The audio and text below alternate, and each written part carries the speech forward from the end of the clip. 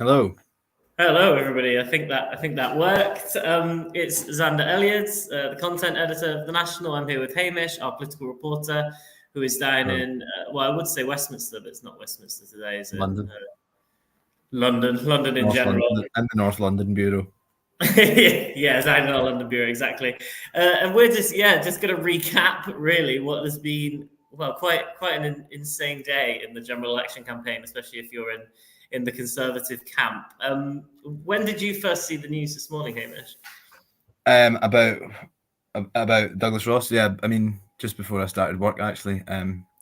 I think I think it's just absolutely extraordinary how he thought he was going to be able to continue on with what people are, rightly or wrongly seeing as a complete stitch up of a sick man, someone who's kind of reasonably well respected, I think, across parties as well in Westminster.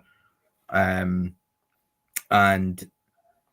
yeah, I think the idea that he was going to fight on as Scottish Tory leader was insane. And now we're in a situation where he's had to go through this humiliation of saying, in the middle of an election campaign, I'm quitting as the leader of the Scottish Conservatives. Yeah, I mean, there won't be any Scottish Tories thanking him for the resignation today. I think one thing we saw that was quite extraordinary, really, is when he released his resignation statement this morning, roughly 10 a.m. Now, when you get a politician resigning from a leadership role, you'll often see the instructions gone out on WhatsApp to all the MPs, all the MSPs, and they'll all start quote tweeting saying, "Thank you for your leadership. You were a great leader. We had a lovely time with you in charge of the party." That just didn't happen with Douglas Ross's statement this morning. I mean, he put out Pam Gosal managed to tweet eventually, and I saw that Russell Finlay, who I think is one of the likely candidates to take over as well, also eventually managed to tweet. Oh yeah. I think Pam Gosal's tweet went out about 1 p.m., which and they're snowballing a bit now. We're getting more as you'd expect, but that first 3 hours, it was normally these things are coordinated so that the tweet goes out, it's sent to everybody. They're often even sent a little script they can just copy and paste. So it's next to no work. But that 3 hours of silence, I think it told a real story about how Douglas has been received by his party. I mean, he's got his own troops turned against him. With that story that was in the Sunday Mail yesterday made it clear that it was being briefed out by members of his team, people that were not happy with him.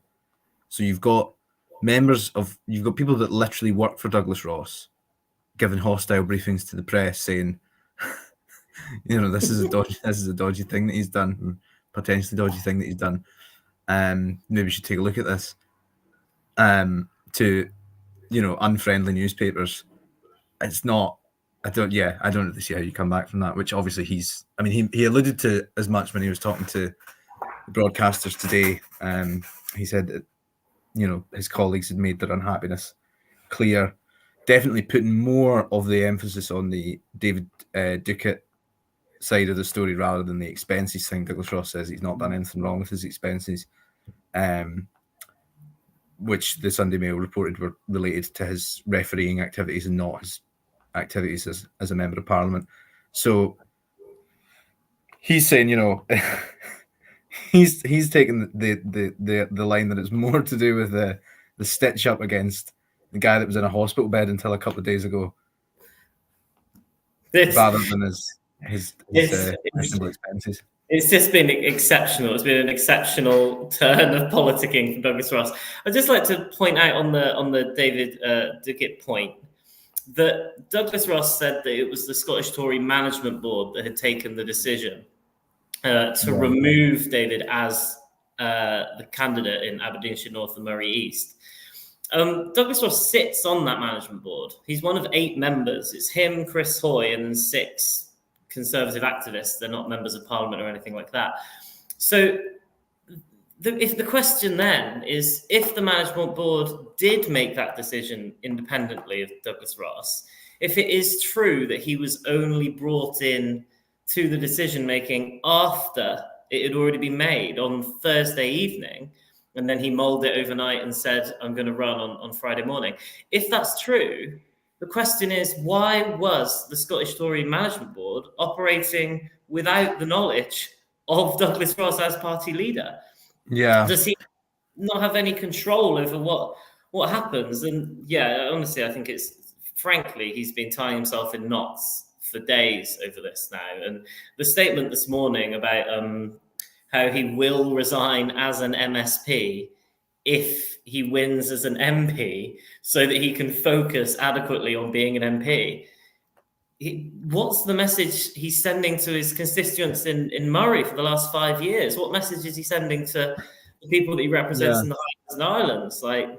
I think that he's subtly acknowledging the fact that Holyrood would probably be quite a difficult place for him to come back to after stepping down as Scottish Tory leader. I think that his comments about his colleagues being unhappy with him points to a kind of reality where if he was to go back into the Scottish Parliament, which he will have to do because the Scottish Parliament's obviously still running, but after stepping down as Scottish Tory leader and going back to Holyrood, I think that he would find himself, it seems like, not without a lot of friends in that group. So he might think it better just to go off to Westminster and focus his energies there.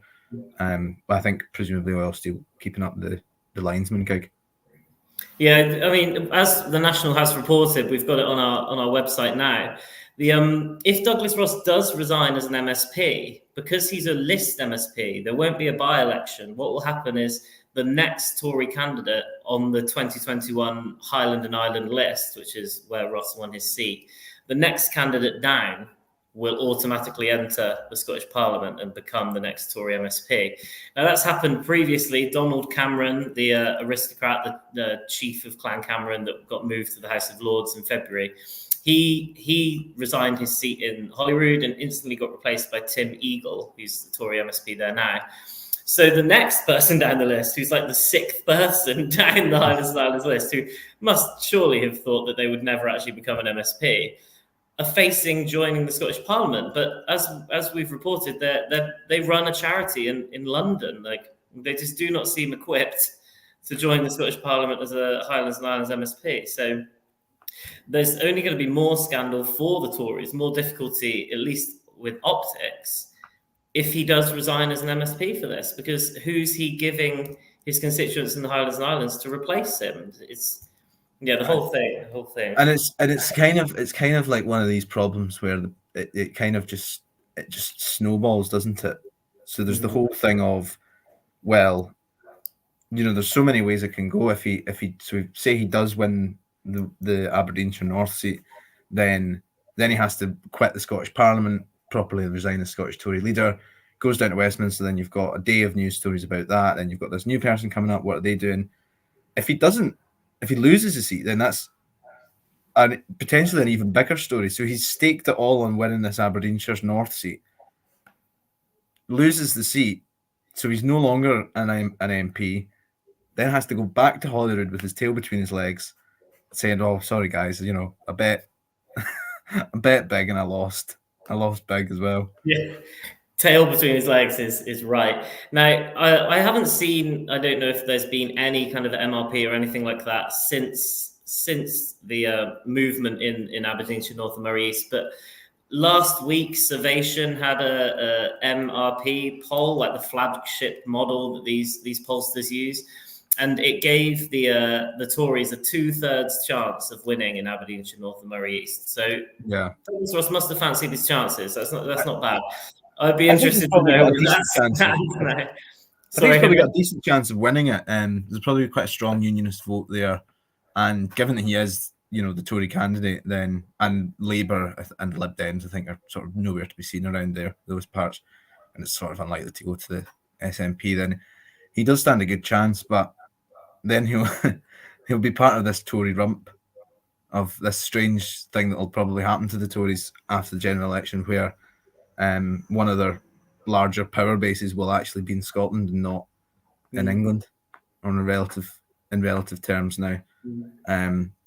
So, I mean, if we want to move the conversation in that direction towards the hellish week that Rishi Sunak has been having, and it's only Monday. Yeah.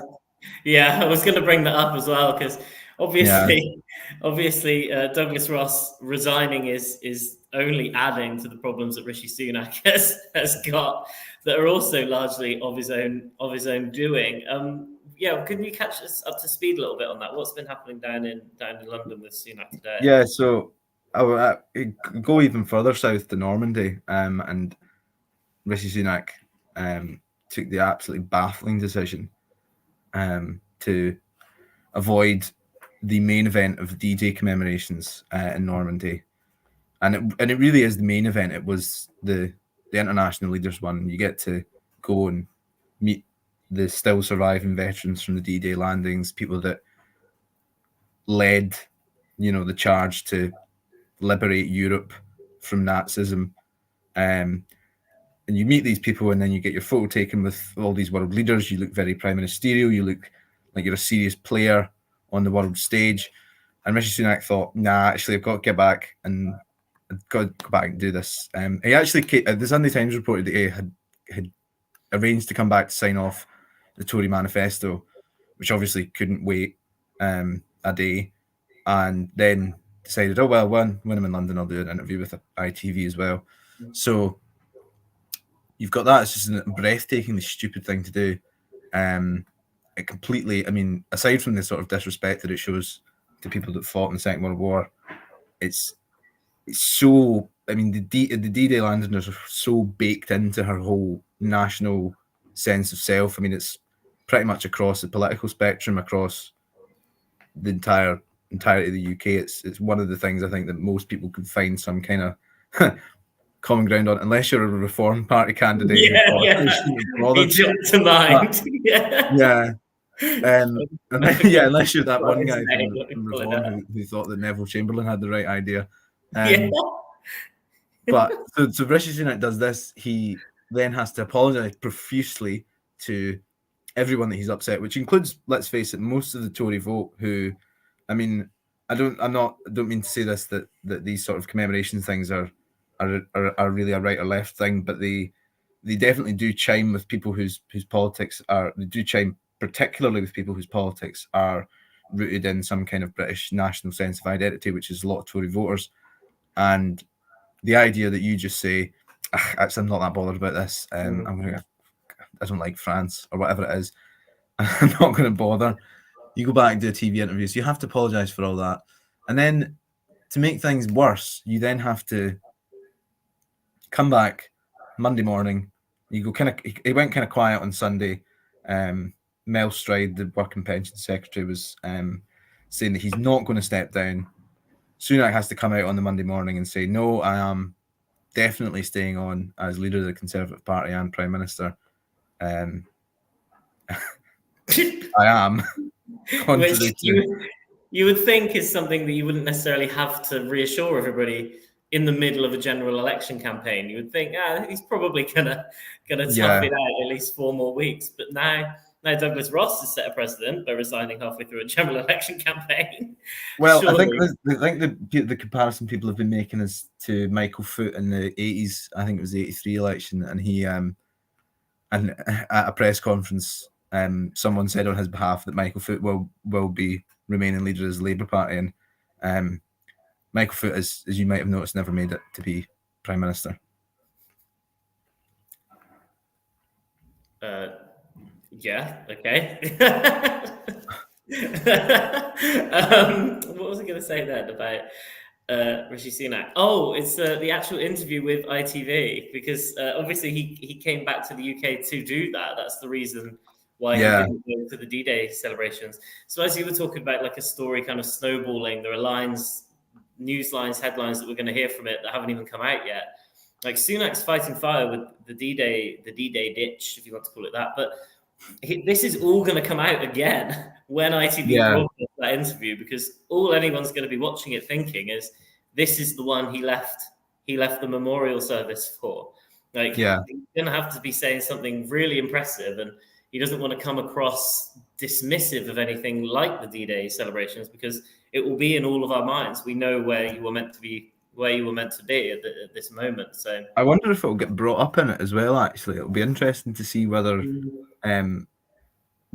the producers at ITV made that. I suspect that they probably will. So I suspect it'll probably be brought up in the interview, and that we will see sort of, as you say it again. It just on Wednesday when this interview comes out, it will reignite the whole row again, which I'm sure that Rishi Sunak's political rivals will be very happy about indeed. But yeah, it's just one thing after another for him at the moment. And yeah, the wrong time as well, because we are literally counting the days till the general election now. I mean, it's what, not even 4 weeks, something like that, 3.5 weeks we're talking. So yeah. It's now is not the time. Now is not the time to be fighting this many fires. I imagine Labour will be pretty cock-a-hoop with the entire thing, and Reform as well, to say the least. As I understand it, Douglas Ross is going to be back on the campaign trail tomorrow, so he will have to be facing the media at least. Hamish has, I think you've covered a story for us just then, haven't you, about he's done questions to the media this afternoon, so it won't be a complete breaking of silence, but it is not going to be easy sailing for Douglas Ross. I can't imagine the rest of this general election campaign. So yeah, it will be very, very interesting. We don't want to go on too long. We've gone on 50 minutes already, so let's wrap that up. Unless you want to make any final points, Hamish. No, I think we've covered as much as we can there. Actually, I got one final thing I want to say. Actually. It just jumped into my head. Well, a minute ago it did, now it's back. But David Duguid, his name I'm terrible at pronouncing, but I spoke to him at the Scottish Conservative Conference when I was sent there to cover it a couple of years ago. And at the time, he had recently been removed as a minister in the Scotland office. And then Boris Johnson had given Malcolm Offord, who is a peer now, but at the time he was just a failed Holyrood candidate, had given him a seat in the Lords in order to remove David from the Scotland office and put in this unelected peer. And I remember asking him, does that not jar with you? Does that not make you feel like just disrespected? I personally would feel that was a massive jar. And he was saying, no, it's not. And now it is more disrespect. It is just more of a jar for David Duguid. I just think the way that the Tory party's treated him, the message I'm hearing coming from the SNP and others in the Northeast is very much like, if that's how they treat their own, how are they going to treat you if you elect them, type thing. So, yeah, an electoral gift. But just a little anecdote there. So we'll leave you with that. So thanks everybody for tuning in, for listening to us talk about the Tory implosion, which we will really see in the polls next month. Well, we will see if it happens in the polls next month. And so stay on national.scot for more stories as we have it coming out of the general election. And thanks so much. Goodbye, everybody. Thank you.